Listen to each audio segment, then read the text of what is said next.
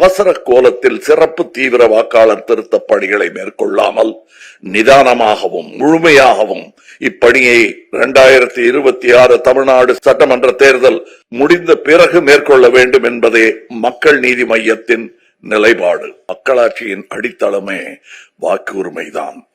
18 வயது நிரம்பியவர்கள் அனைத்து இந்திய குடிமக்களையும் வாக்களிக்க செய்ய வேண்டும் என்பதுதான் மக்கள் நீதி மய்யத்தின் நோக்கம். எனவே தகுதியுள்ள ஒருவரின் பெயர் கூட வாக்காளர் பட்டியலிலிருந்து விடுபட்டு விடக்கூடாது.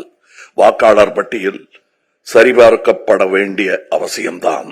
ஆனால் சிறப்பு தீவிர வாக்காளர் திருத்தம் ஏன் இவ்வளவு அவசரமாக செயல்படுத்தப்படுகிறது?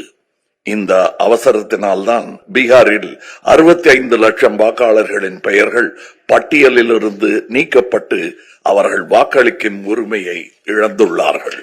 தமிழ்நாடு, கேரளா, புதுச்சேரி, மேற்கு வங்கம் உள்ளிட்ட 12 மாநிலங்களிலும் மட்டுமே சிறப்பு தீவிர வாக்காளர் திருத்த பணிகளை மேற்கொள்வதன் உள்நோக்கம் உண்மையில் வாக்காளர் பட்டியலை சரி செய்வதா அல்லது வேறு ஏதேனும் உள்ளதா? இந்திய தேர்தல் ஆணையத்தின் மீதான நம்பிக்கை வரலாற்றில் இல்லாத அளவுக்கு குறைந்து விட்டது.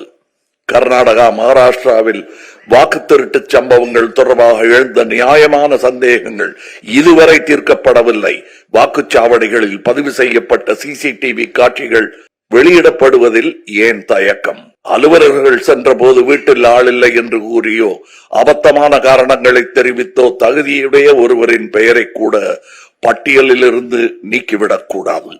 சிறப்பு தீவிர திருத்த பணி வாக்காளர் பட்டியலில் உள்ள குறைகளை தீர்க்க வேண்டும்.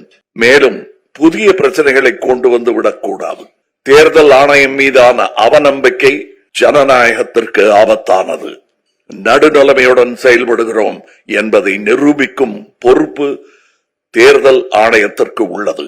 எனவே அவசர கோலத்தில் சிறப்பு தீவிர வாக்காளர் திருத்த பணிகளை மேற்கொள்ளாமல் நிதானமாகவும் முழுமையாகவும் இப்பணியை 2026 தமிழ்நாடு சட்டமன்ற தேர்தல் முடிந்த பிறகு மேற்கொள்ள வேண்டும் என்பதே மக்கள் நீதி மய்யத்தின் நிலைப்பாடு.